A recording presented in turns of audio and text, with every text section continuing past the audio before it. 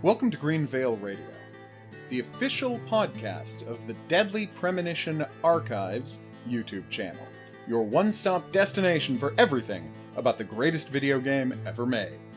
That's right. My name's Whitney. And I'm Dan, and we're going to be hosting you on all of our future journeys through Deadly Premonition, which includes overviews, interviews, and of course, deep dives into the character and setting. For this, our inaugural episode, we're going to be telling you the story of how we personally found Deadly Premonition and fell in love with it. So, let's start with you, Whitney. What was your first experience with Deadly Premonition? How did it find you or you find it? Okay, well, I had a bit of a rocky beginning with Deadly Premonition. So I had first heard about it in November 2009. I saw an article on Kotaku. It was an article showing off the first trailer for the game.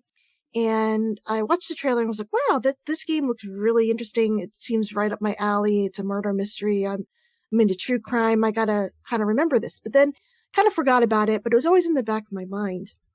And a couple months later, in February, I was in a GameStop in Florida. At the mall with my friend. She just got married, and we were just looking in the mall and came across GameStop. And I'm looking around, and then I see this game. I'm like, Deadly Premonition, why is that name familiar to me?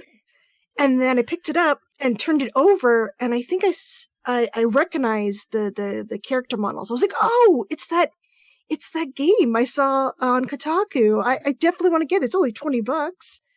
So I got it. And then that night, this was the day before we were flying back to California, we all sat down and played it. And right from the get-go, we were just laughing and laughing. Like, what is this game? Who is York talking to? Are we Zach? The opening bit was, the fighting portion kind of sucked. I was like, oh man, I hope the whole game isn't like this. And I think, I got all the way to the hospital, and then I stopped. And then we got home, and then I was picking it up again, and I think, actually, my game didn't save it. I didn't save the game at the hospital, so I had to make my way back to the hospital. Actually, that raises a question. Whose Xbox were you playing it on if you were on the other side of the country? Oh, my friend's brother. Oh, okay. So you didn't bring your. I mean, it's not like you brought your own memory card and save file. No. So yeah, of course you were gonna have to restart it. Yeah.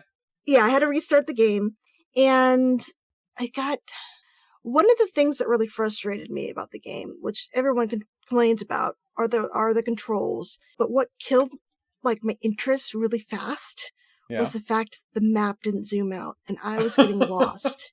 It's so frustrating. The fucking time. I know. So I got through the hospital, and I was like, you know what? I just don't feel like dealing with this. The story's interesting, but I just don't want to deal with it. I put it away. I was going to go back to it at some point. My two friends who got married, they got a copy themselves after watching me play a little bit of it. And they got through it, and they're like, you need to go back, Whitney. It's really, really good. I was like, okay, I will.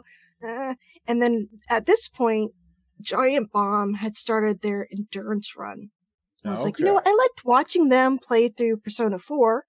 I'll watch them deal with with the wonky controls and the map that doesn't zoom out. Right. So I watched them. I watched their whole thing. I did both teams, and I was really disappointed that they didn't do a lot of the side missions. Like, they kind of started some, but then never actually finished them. So I watched them get through it. There's more to this story. Yeah, there's more to this story. Mm-hmm. Why aren't they showing it to me? So they got through it, and I was like, this story is phenomenal. I can't believe I let something like wonky controls stop me from actually playing it myself, going through it myself. So once they finished, I basically took my game down, and I 100%ed it in a weekend. I got, wow. After a couple hours. I got used to the controls, and then I kind of already knew my way because I watched them play. I kind of knew where things were. Right. So sooner than later, I kind of just had a memory about where to go, what roads to take. And so the map wasn't as quite of a hindrance as it was going blind into the game. And I just fell in love. And I think around this time, I was kind of playing on my own, just still replaying it. And I was like, I wonder if there's a fandom for this game. Because a lot of people were talking about it at the time. It was very meme-worthy. People were saying how it's the best game ever, but they were saying it ironically, and I actually thought it was, despite its technical issues. And I didn't really see any fan sites at the time, and I was like, I want to spread the word about this game and how wonderful it is. And I was kind of on a site making kick at that point in time, so I decided to open Welcome to Greenvale. Right. And from there, I was just, putting as much information I could to help players.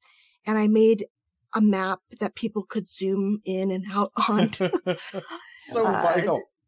Yeah. And it from really there, is. it was just, from there, I knew there was more to the game. And the more I would replay it, the more I'd find that was brand new.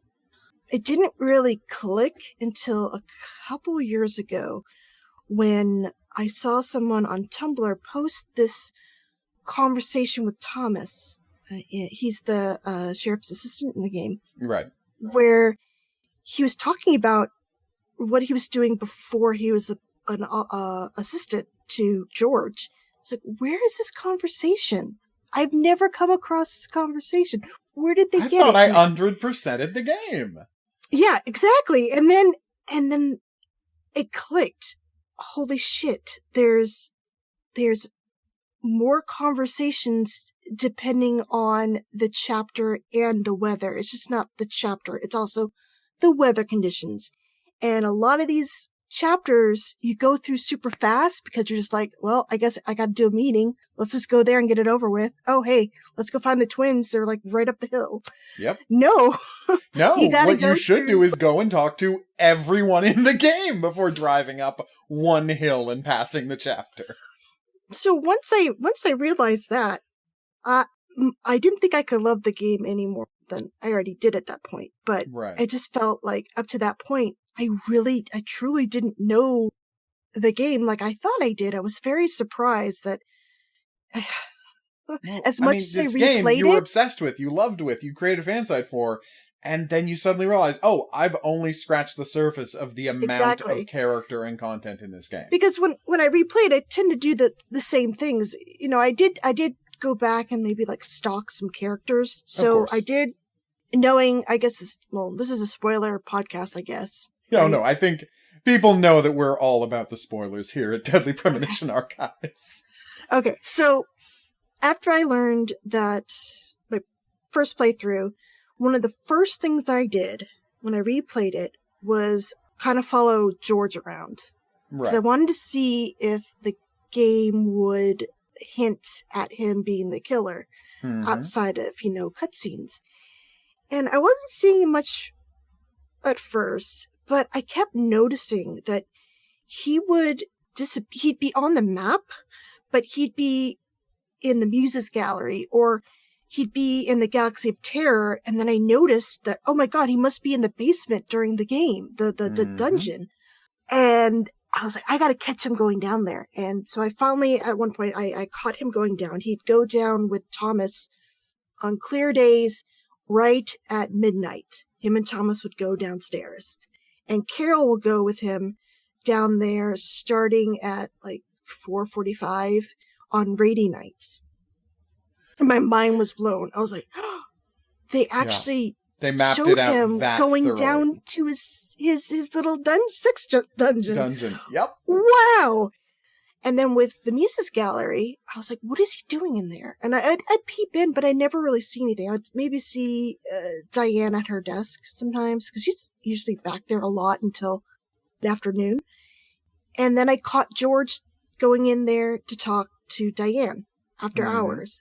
And they went into her bedroom, and I was like, oh, Of course.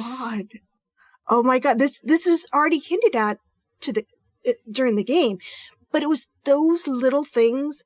The fact that there were so many conversations you could have blew my mind. It was so detailed. Even though I think it's safe to say that, I know, even though it is.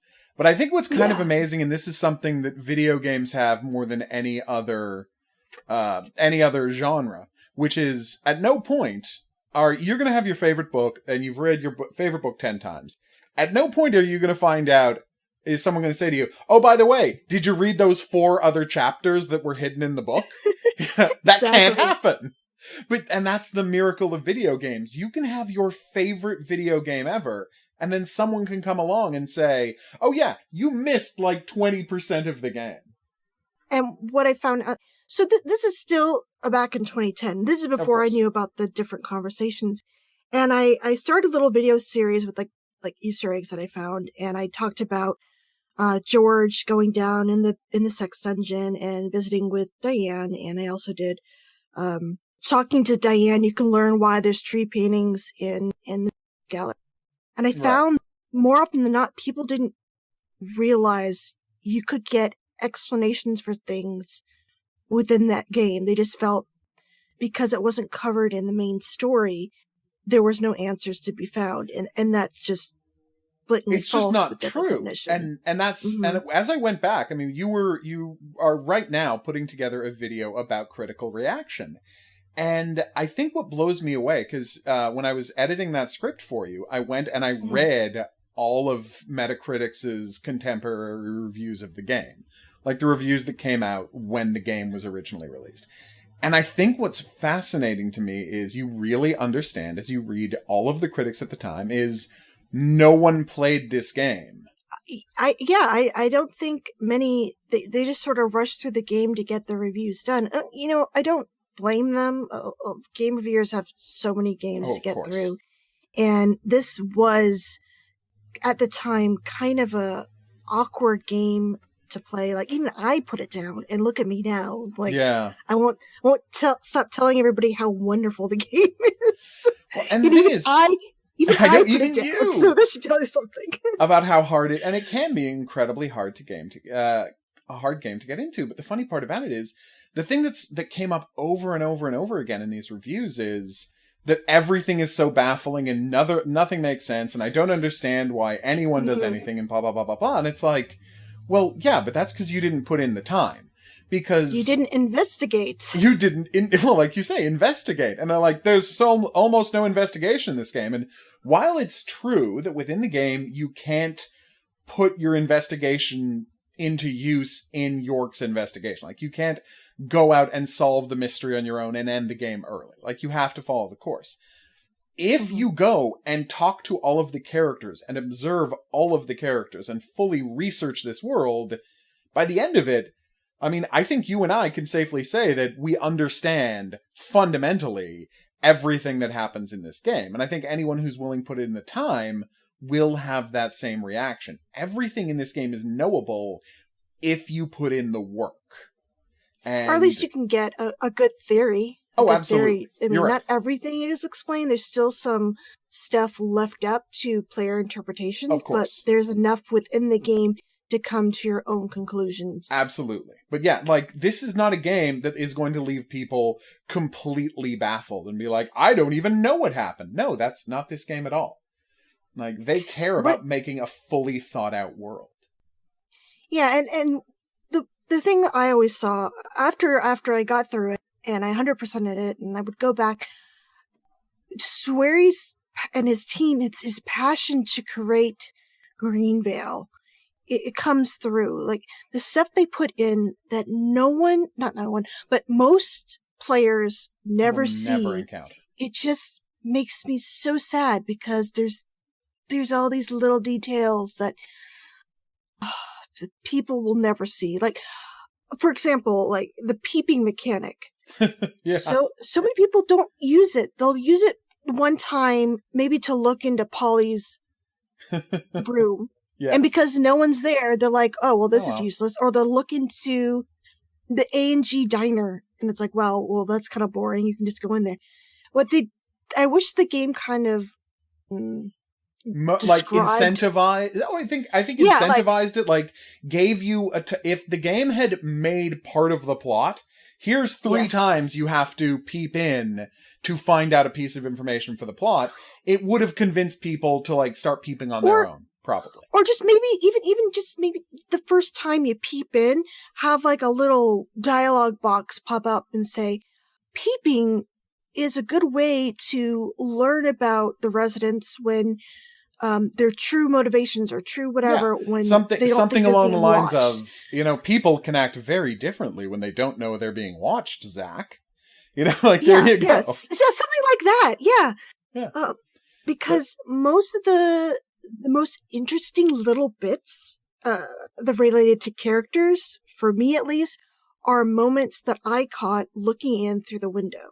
Yeah. Stuff with George, stuff with seeing Emily work out, Thomas, and Carol. Carol is a big one because she's very prickly through the game and does not let her true emotions be seen when York is in front of her. I know. But if you peep in on her, you can see her crying over her friends. You can see her freaking out after Becky died. And no one has any idea how deep a character Carol is, because you can go through the game and she's just a jerk to you every time you meet her. It's like, she's got stuff going on. Fundamentally, she's got a lot of really stuff going on, a lot of really intense stuff going on, and you're not there to help her with it. Or at least she doesn't believe you're there to help her with it. Well, she's actively trying to obstruct the investigation too, but you kind of understand why. She's kind of between a rock and a hard place. Yeah, it's if there's one thing you can take away from the game, it's rough being Carol. You know what? Also, I think also helped with a lot of people really getting into the game was also how approachable Swery was. Even though at the time his English wasn't the best, he's gotten a lot better over the years. He was always just so thankful when people would just tell him that they liked his game on Twitter. Like he said in an interview, I forget if it was during the press tour for Director's Cut or it was after the game came out in Europe in 2010. He said that when he was first getting people tweeting at him, he thought people were trolling him because of the first reactions. They're like, been so negative. This can't be true. Are you hacking me or something? Are you trolling me? And I was like, no, we really do like it. And he was just so touched by that because he thought, because at the time it had also just came out in Japan. So they got it in March in Japan. We got it in February. So it came out, it got trashed at first in the US. And then Japan also were not very receptive. He said that at some point, somebody had uploaded the boss fights. So I assume George and Kaysen, and were making fun of it. And it kind of broke his heart. And he's like, maybe the people were right who told me I shouldn't get this published. Like, if we could go back a little bit. So for those who don't know, Deadly Premonition was sort of in a developmental hell. It started being developed in 2004, and it was meant to be released in 2007-8. It was originally going to be on the PS2, and then that didn't happen. And then it became an Xbox, and then after Tokyo Game Show 2007, the first trailer, this is when it was still Rainy Woods. It got canceled, and we learned recently a reason why. Dan? Oh, yeah. There was if you would like to listen to our interview, we did an interview with the voice actor for York Morgan that really shed a lot of light on the behind the scenes drama. Yes. So around that first if you've cancellation. ever spoke to Swery while 2010-11, he would deny vehemently that Twin Peaks did not inspire this game. At all. Which is a blatant lie. Yes. A blatant lie. Because too many parallels. Also, Laura Palmer's in the game. Yes, that is kind of a big sign that there's literally pictures of Laura Palmer in the game. And he legally had to do that. Yeah, so we found out from Jeff Kramer, he said there were some legal issues. They maybe got a cease and desist from those who own Twin Peaks. Yeah, so the or at game least got were canceled. threatened with one. Yeah. Got canceled and scrapped, and then it became Deadly Premonition. But really, all they got, from what I can tell, is a facelift. They tweaked maybe some lines of dialogue. That's what Jeff Kramer said. He had, changed the names. They changed the character models and a little bit of the settings of the red and white rooms. Make it a forest. Yeah, and I think the biggest change was my question is, they probably had to rewrite a bunch, and this is something we can look into later. But they probably had to rewrite a bunch around the twins, I would imagine. Oh yeah, because in Raining Woods, for those who don't know, the trailer showed them as two little midgets. People instead of twins. I'm not sure what's the correct term. Little people's the right one. Little people? Okay. Yeah. So they were also old. Yeah. Old little people sitting in the chairs, and they were replaced by the angelic versions of the twins. And who, of course, I'm wondering if maybe they were supposed to be the older version of the twins, but they were still children during the game. It's very strange. Yeah, and that is one of those things where it is one of my dreams to someday track down the full script of Rainy Woods, because it has to exist somewhere. There are many copies of the script of Rainy Woods just sitting on people's computers that we don't have access to right now, and hopefully someday we will.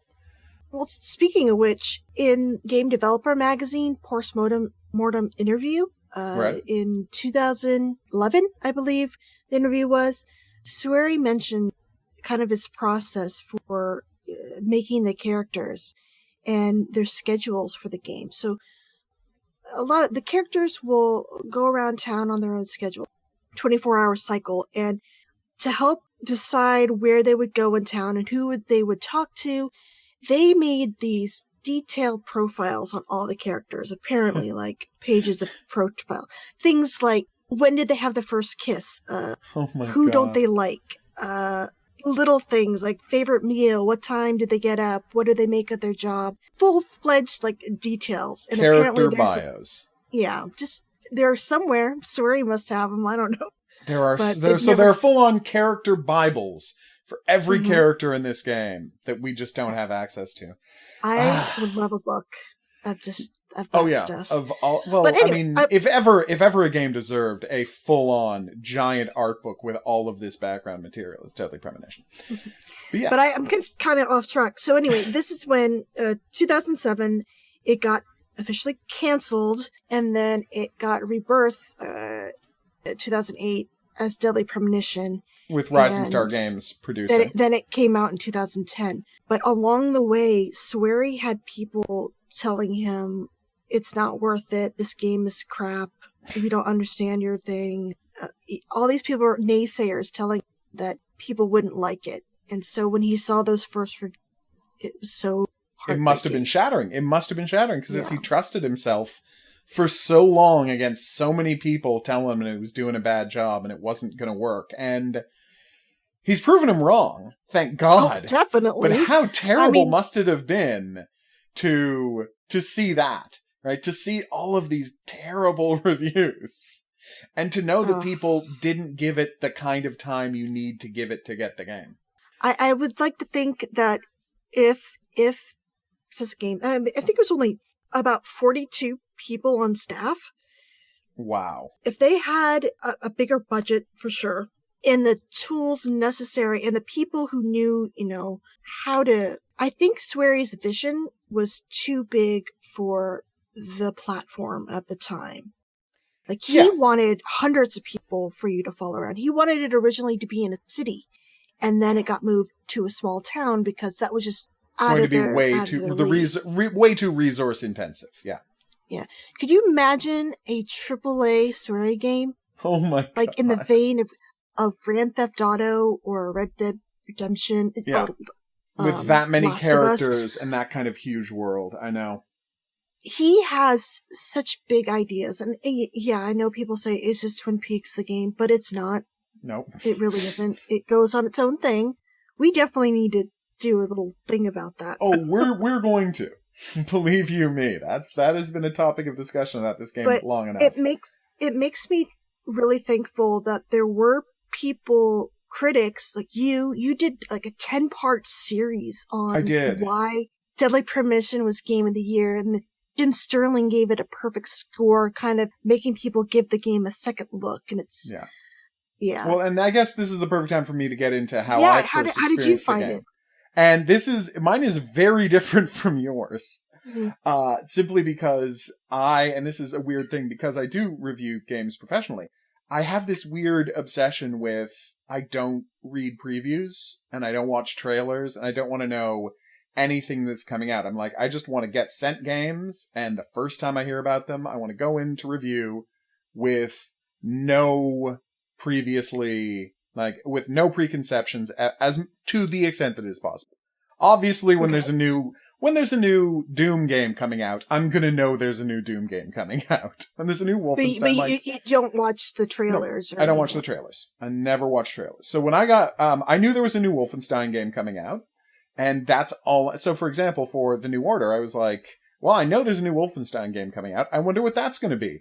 And then I found out when they sent me a copy, and so that's I knew nothing about the future world, him going in a coma, there being robot Nazis, and that's how I normally engage with video games. And I was not sent a copy of Deadly Premonition. Right? I was going to ask, were you the reviewer? Nope, I was not the official reviewer. And in fact, I've never written a review of that original version. I did write a review of the director's cut, which was, well, we can talk about the issues with the director's cut later and how badly it does by the franchise. But so literally, now this is 2010, and I had spent, I'm not going to get into all of the complicated life stuff, but for reasons, I spent a huge amount of that year, both 2009 and 10, on the road, regularly doing 10-hour car drives to help people with things. And so I was always traveling. I was never in one place. I would get home, and I'd be there for 2 weeks, and then I'd be back on the road again. I was all over the place. And so when I had a chance to play a game, I really liked to just sit down and get into it. And my main avenue for playing games was to, and this is a thing that the younger people listening are not going to understand, there used to be a place called Blockbuster.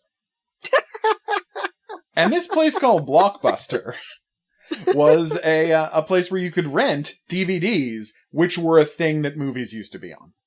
And they would also rent video games. And so, because I rarely had time to finish anything, I would just go, I would pick out something that looked interesting, I'd play it for a day or two, and then I'd have to go back on the road, so I wouldn't worry about it. So I went next, and it was very convenient, because it's literally next door to where I live. So one day, it's obviously February, I wander over, dead of winter, I'm in the Blockbuster, which is now a Buffalo Wild Wings. Yummy. I know, right? Talk about step up. But, so in the video game section, it's Tuesday, the new games are out. And on the shelf is this, we've all seen the Deadly Premonition cover. Since the 1980s, video game covers were a lot weirder, right? They would just have strange paintings on the cover of games. But, in the 90s, or and hillbilly the 2000s, playing a banjo with a thing. Exactly, right? Him. Like, you would just have, and that's a space shooting game. Hillbilly banjo, Starflight. Okay, sure. But yeah, there used to be weird covers.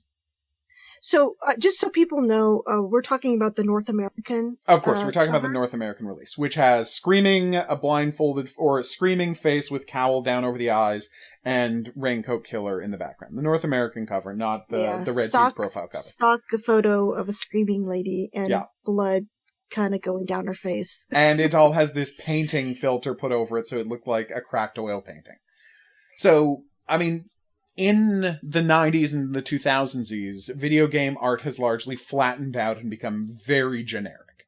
It's like there's any number of people who can point out how samey all video game art is. Guy in the center, looking over his shoulder. He's got a gun.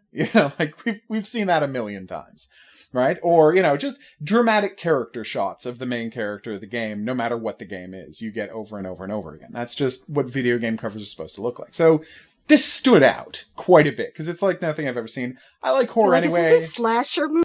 Is this a slasher movie themed video game? What the hell, right? So I pick it up, I look at the back, and I'm like, oh, there's a murder mystery. I like murder mysteries. What the hell? I rent it, and I get it home. I put it in, and you get the crazy opening, like the bizarre white room opening, the introduction to the world, the dream sequence, the conversation about Tom and Jerry, the brutal crime scene photos, the car crash. So in the first 10 minutes, I haven't really played the game yet, and yet it's already the strangest game I've ever played. Like, just, it's so weird right from the start, and you've never played anything like it right from the start. Like, no game opens this way. It's and very, it has a very dramatic opening. Oh, absolutely. It just seems a little bit over the top. I'm sorry, just the little boys coming up and just staring at Anna's corpse. I know. It's like, what the fuck? Grandpa, get them out of there. What are you doing? I know, and it's so unusual. And then you get the dramatic music and the people crying over Anna's death, and you're like, this is so much more intense than I'm expecting from a video game. Right? And then everything that happens with York, with the dream sequence and the waking up of the car, it's amazing. And then I get into the combat, and the combat is, I mean, you talked about it, and you're completely right. It's mediocre. It's not good combat, It had tank controls. Yeah, it had tank controls. Game. Yeah, and I've played every Resident Evil game multiple times. I can put up with tank controls, but even with that, it's not good combat. And the QuickTime events, I think anyone would say, is fairly unforgiving. Especially, just so people know, the 360 version, if you haven't played it, had more button combinations that you had to press. For example, in the director's cut and now the Switch version, you might have to press a button, while the original version, you had to press 3 or 4. Yes, depending on how difficult the sequence was. And if you got any of them wrong, well, that's a one-hit failure. Go back to the checkpoint. Yeah, you either immediately die, or hey, the guy, his life will fill back up because you fucked up. Yeah. That was the worst. So yeah, I mean, it's not great combat. It's very frustrating, and it took me a while to get into it. But I didn't stop playing. I kept right on going. I get to the town. You have that great scene on the bridge where, once again, you're like, I've never seen anything like this in a video game. I'm sorry. That reminds me. At that point where he's introducing himself, and then he talks to Zach. At this point, we're like, oh, maybe people can't hear him. I'm like, why is he saying this shit in front of the girl? I know. She can hear you, my dude. Yeah, but it's people stuff like can that hear him. that got me hooked to his character. Like, he's so weird right from the start. It's so interesting. And this is where it gets good, because so I play the game. You go to the hotel, you get washed up, and then you go to the police station. And I still didn't know what to think of this game. I still didn't know what this game was. I still didn't know what to think. Like, okay, this is definitely strange, but what is it? The sound mixing didn't put you off when you were talking to Polly at the big table? No, it didn't. I have a lot of patience for stuff like that. I mean, I've heard a lot of people are like, what the hell is going on here? Yeah. It just made me laugh. No, absolutely. So I go to the police station. I walk into the police station, and they're like, oh, go check out the file. Right? And then I do the strangest quest ever in video games. Go find the squirrel keys. And at that moment, because and honestly, until that moment, I didn't know if this game was genius or if it was so bad it's good. Like, is this incompetence or is this absolute genius?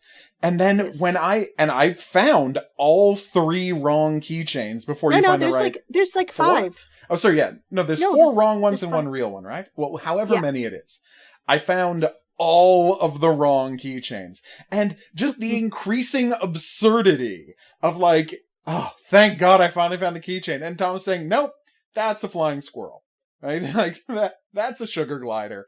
No, that's a that's a gray squirrel. That's a gray squirrel. No, that's not the kind of squirrel you want. And I'm like, okay, this is serious. Like, they know exactly what they're doing. Because you couldn't do this accidentally.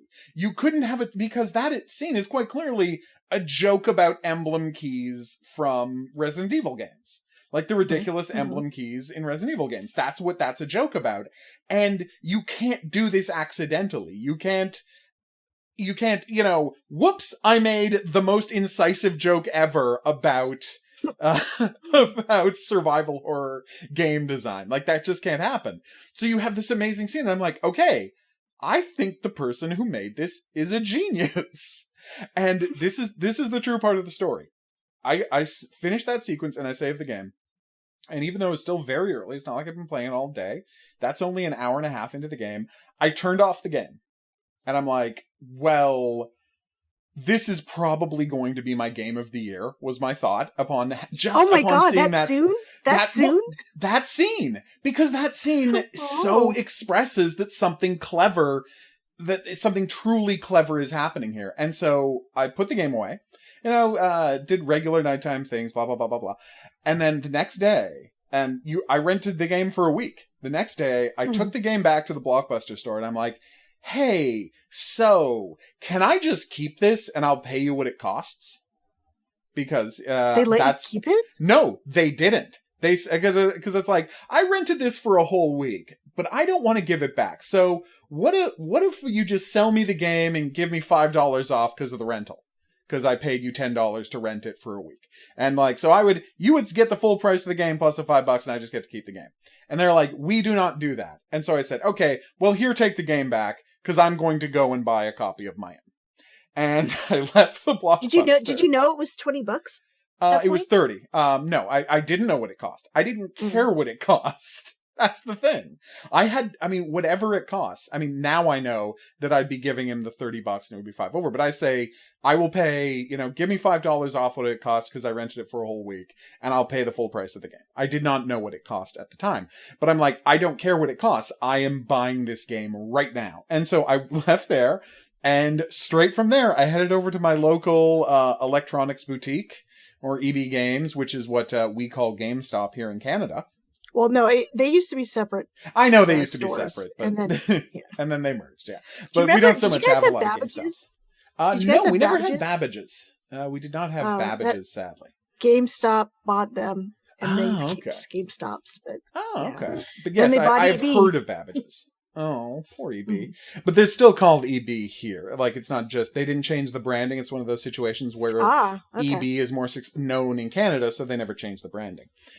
So I literally headed straight from the Blockbuster to the electronics boutique to just buy my own copy. In Canada, it was $30, but that doesn't matter. It's just the exchange, right? But yes, I didn't even know it was a budget title because I fundamentally didn't care whether it was a budget title or not. After I had seen that scene, I'm like, this is unlike anything I've ever played before. This is made clearly by a genius or a madman or both. And I don't care where it goes from here. I want it to be great. But fundamentally, I've already learned all I need to know about how exceptional this game is, just based on the squirrel keys puzzle. And so everything else that happened after that was just gravy to me. And so I finished the game in 3 days, as one does. Because, you just got to power through Deadly Premonition. Did you do like all the side missions? No. I only did a handful. I did a handful of the side missions. I knew I would come back and do them all in a second playthrough. I would fully explore the world in a second playthrough, which I did right away after beating it. But yeah, my thought was, I need to, and the reason I didn't do all the side missions is I needed to see where the story went. Like, I needed to find out how this turned out. I was completely hooked. Right from the start, right from the get-go, I was completely hooked on the story. And I finished it, and then I started writing that series of articles for Game Critics about why Deadly Premonition. And it was only after I finished it the first time that I went and I read reviews. So I didn't find out what the critical assessment of this game was until I finished it. And this is a funny part. My editor said, do you want to review it? And I'm like, and my response to him was, because I was telling him to go out and buy a copy of the game right away. And he's like, do you want to write a review of it? And I said, no, because I love this game far too much to bring any kind of impartiality to it. Like, it wouldn't be a real review. It would just be me squeeing about how much I love this thing. And so he said, well, do some articles then. And I'm like, yeah, that's exactly what I'm going to do. And so I wrote my many entry article about why Deadly Premonition is the best game of 2010. And I stand by the statement. It is the best game of 2010. Like, it has no real competition. And I said it was the game of the year, and I believe it's the game of the year that year. I feel we've talked about it being the game of the decade. It's amazing in every way. There's never anything like it. And it is perfect in every way that you need that word to mean. But yeah, my experience was I had the joy of going in having no idea was loading. Nothing. Completely blind. Wow. I'm so lucky to have had that. And the thing is, I understand the people who, I personally, and this is just me, I don't expect anyone to engage with video games the way I do. My way is not the right way. But I will say that stiff voice acting has never bothered me. Bad graphics have never bothered me, right? If you're doing something, if you've got an interesting story to tell, I will even put up with bad gameplay.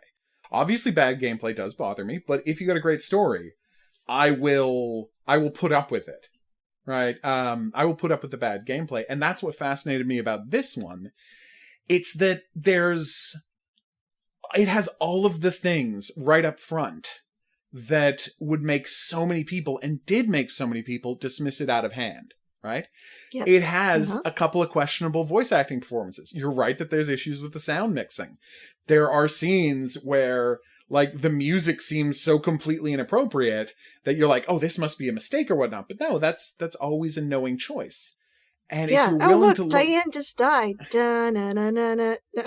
Look, it's Willie. Yeah. It has a little bit of, like, tonal whiplash. Oh, absolutely. Scenes. It's like... okay, what am I supposed to be feeling right now? Such a horrible death a horrible death for Diane, and then immediately Willie's theme. Like, yeah, and when you learn that no, Willie isn't part of the world, it makes sense that things turn jarring and strange when he shows up. Yep. But yeah, so that is my story of why I fell in love with Deadly Premonition. I knew right away. I came in completely blind, and I knew right away, and it has been my favorite game ever since I got to that squirrel puzzle, you know? I find it, like, so fascinating. Like, I'm unlike you, graphics don't always mean everything. I play games for the story. If the story is engaging enough, I will look over stuff. And like I said, my love for Deadly Premonition was rocky at first. But once I realized how wonderful the world of Deadly Premonition was, I put up with the bad gameplay. I was like, no, I'll get used to it. I just need to get through like an hour or two and I'll get the hang of it. And I did. And then once I knew my way around Greenvale, oh God, this is so cool.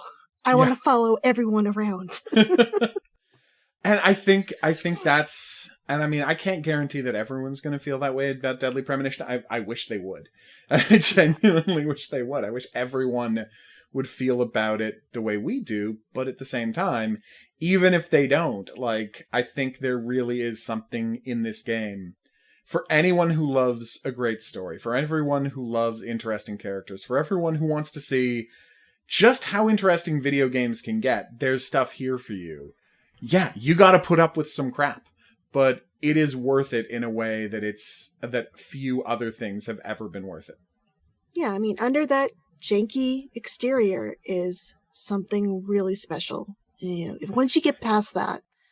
In fact, I saw some tweets over like the last couple weeks where some people were all like, I don't understand why it's getting a sequel. It was like terrible, and people only like it ironically. And I'm like, I don't respond to those. Going, oh, you need to play the game.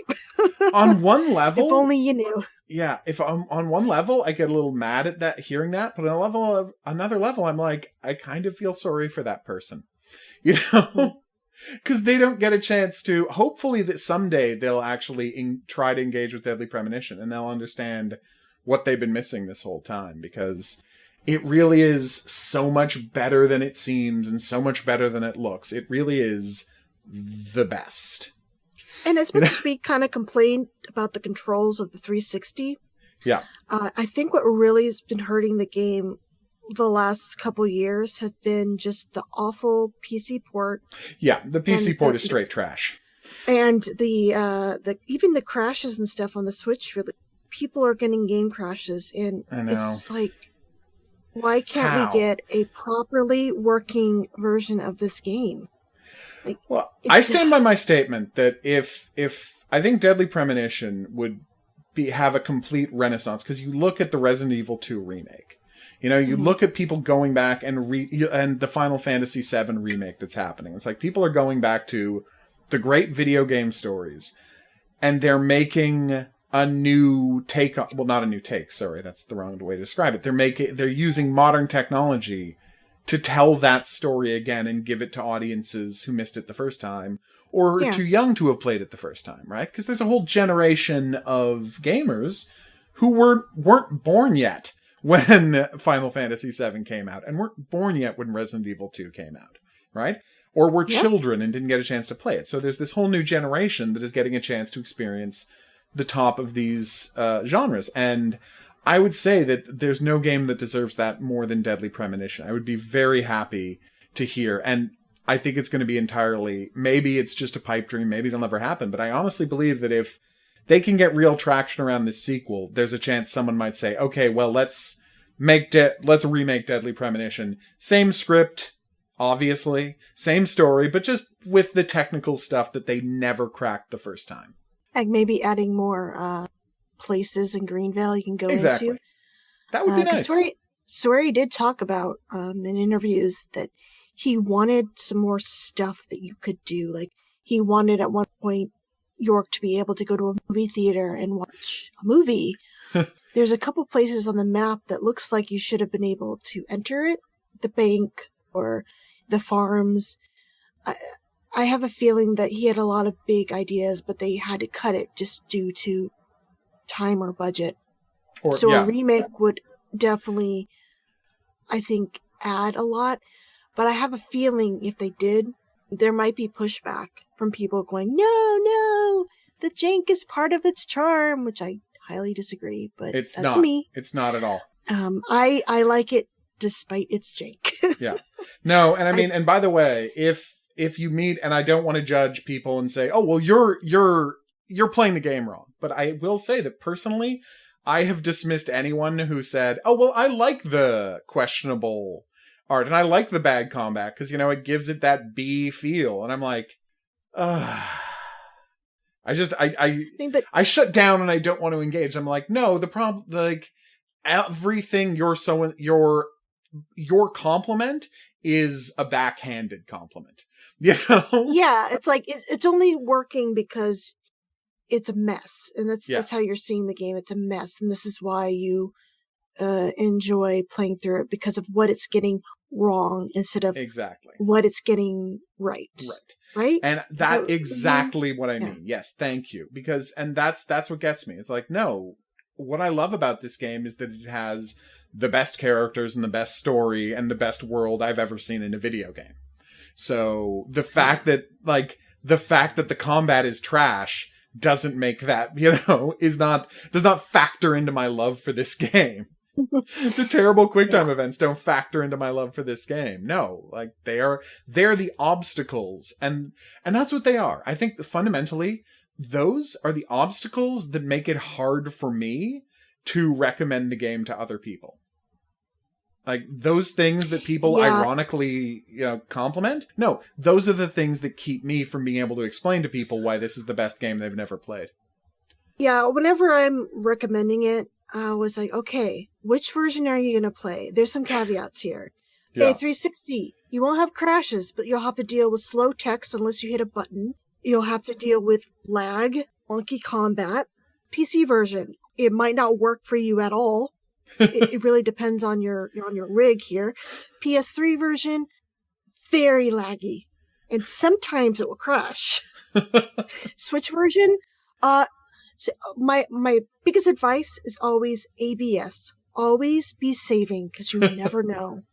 You never know when this game is just going to quit on you. ABS, baby. It's so true. It's so disheartening when you're played like an hour or two, and this happened to me recently. because I was under the impression that the Switch version would not crash. Oh. And I'm homesick, and I'm playing, and I'm like going through Greenvale and collecting trading cards and bones and talking to people and Agent Honor. And I did this for like an hour and a half, and then the game crashed on me, and I lost all that progress. And I was just sitting in my chair going, how? Fucker. You were the chosen one.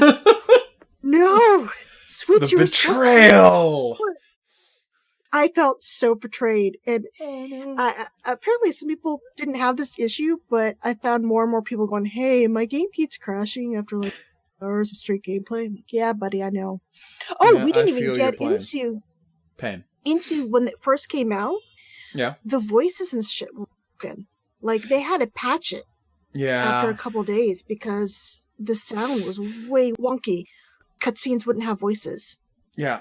It's really, Switch, and that is the thing that so blew my mind about the Switch version was that, like, this game has been out for a decade almost. You are releasing it on Switch to promote the fact that a sequel is coming out, and you didn't make the thing bulletproof before you released it. It almost makes you feel like the story of Deadly Premonition is always going to be this perennial underdog.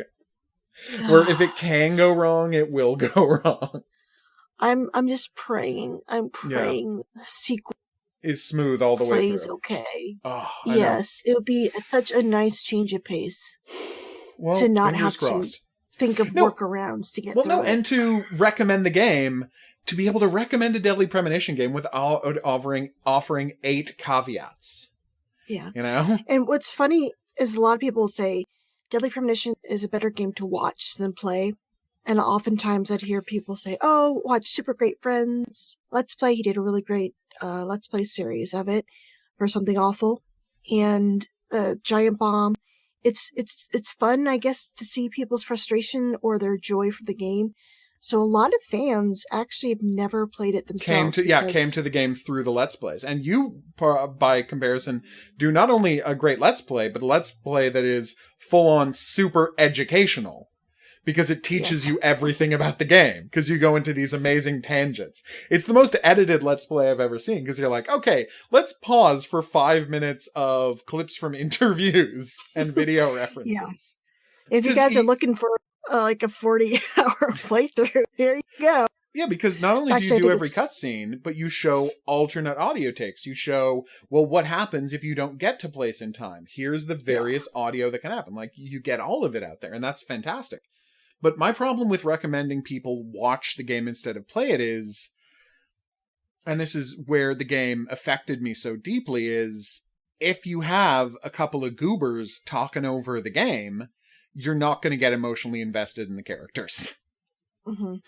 And like, this game lives or dies, and the reason I call it the greatest is the way it allows you to get wholly emotionally invested in the city of Greenvale with the people's lives who live there. And I just worry that that can't happen with a narrated playthrough. Even one as detailed as yours, because yours is a breakdown of the game. You know, it's as much of a breakdown of the game as it is, it's as much a work of academia as it is a playthrough of the game.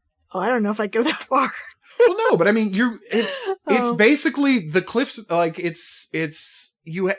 no, I mean, I would say that because you're playing the game and you are offering footnotes to explain the game. Like, yes, you're not going into the deeper sociological ramifications of the story, but fundamentally you are footnoting and you are providing an annotated text, which is a kind of annotated texts are a type of scholarly work.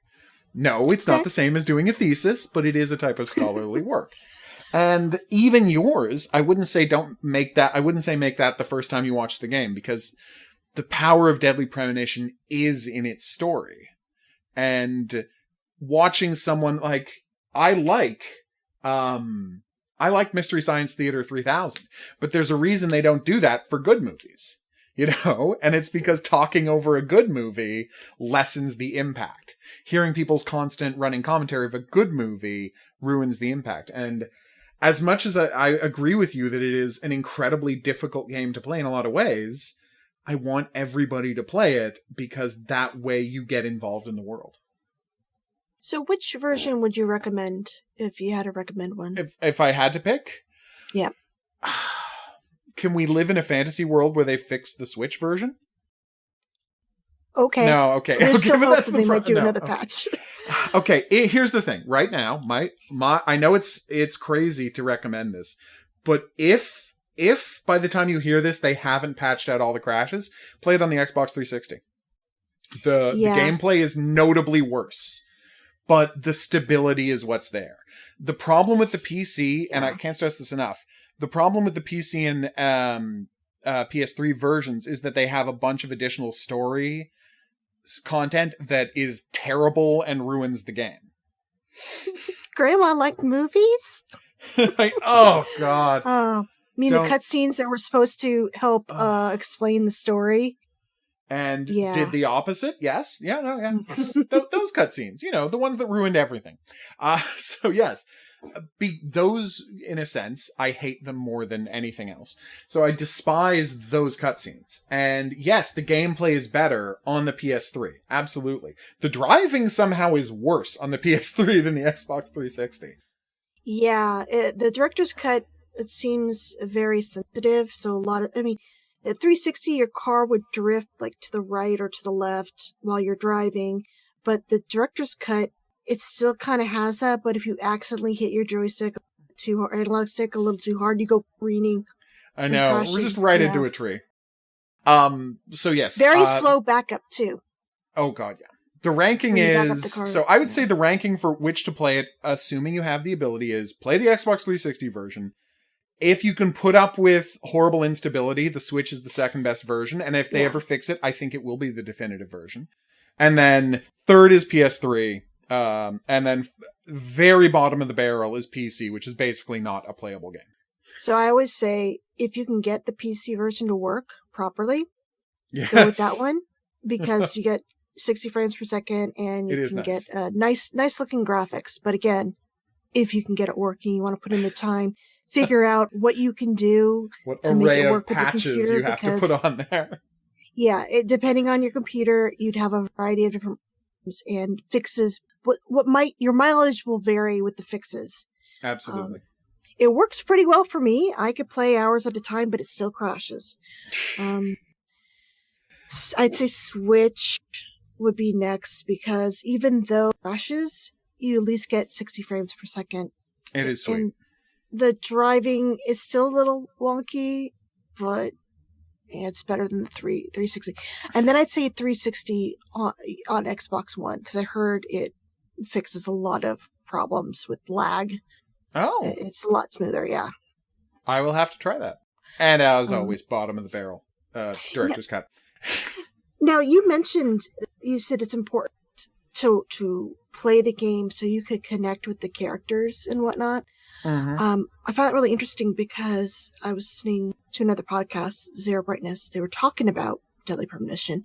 Right. And also, was it Zero Brightness? It could have been Black and White Gaming, but it doesn't matter. They were very weirded out when Becky died. Like, they didn't know who this woman was because they didn't go and talk to her. So that's another thing with this game. You're right. You will get more connected with the characters if you take the time to actually talk with them outside of the main mission stuff. You learn so much about their backstory. So I hope you're not a first-time player listening to this, because we just spoiled some stuff. A ton of stuff. Becky dies, by the way. Just FYI. So does Carol. Trading cards also spoil that. So they do spoil it. If you're going in, don't read the trading cards, because the first time. Yeah. Collect them. You like to collect them? Collect them. Don't read them. Yeah. Don't read them till the end. Also, you can skip the item pickup. Just hit the start button. You can skip that. You can move forward time by smoking a cigarette. A lot of people don't realize about that. Yeah. And they just my biggest pro tip for the game, I say my biggest pro tip for the game for making life so much easier on yourself. First off, get the wait until there's a rainy day, get a flower, go to George, get the walkie-talkie from him so you can teleport to locations. That is pro tip number one. Yeah, there's fast travel game. You guys might not know this, but you got to complete both of George's side missions. Yeah, once you do both of George's side missions, you will unlock fast travel. Totally changes the game. 2, and this is the key part, you're going to still want to drive a lot of places a lot of the time to see all the optional dialogue. And so my big tip to you is plan a large enough TV that you can use the map on the pause screen instead of the game's actual map. Because on the pause screen, you can actually see the entire city laid out on a map. And as long as you know roughly where you are, you can, look at your map and you can see where you have to go and you can plan out your turns on that giant map rather than trying to use the terrible zoomed in map that you have in the game. And so make sure you're playing on a big enough TV that you can clearly see the pause menu map, and life is going to be a lot easier for you. But again, that's another thing. The jank gets in the way of it does the enjoyments. And that's the tragedy. But I mean, that's how good the game is. Like, that's how good the game is, that it's worth putting up with the jank. But if Swery and Company want to give us a, Xbox 360, Xbox One, PS4, PS5 remake of Deadly Premonition without all the jank, well, then everyone will get to see the joy we have experienced. I would definitely play it, that's for sure. Oh, we'd be there first day. All right, so I guess we're going to wrap up our inaugural podcast here. Thank you so much for joining us. We would encourage you to check out all of our other videos at the Deadly Premonition Archives YouTube channel. We've got a bunch already with more to come, and we're going to continue delving into the world of the game, the locations, the theory videos, the character bios. There is so much to talk about, and we're going to talk about all of it. So we hope to see you back here for that. Yes. I can't wait to play Deadly Premonition 2. We're still waiting on that. Release date announcement, Swery. Come on, you can do it soon enough. Well, Jeff Kramer seemed pretty certain it's coming soon, so there you go. Yeah.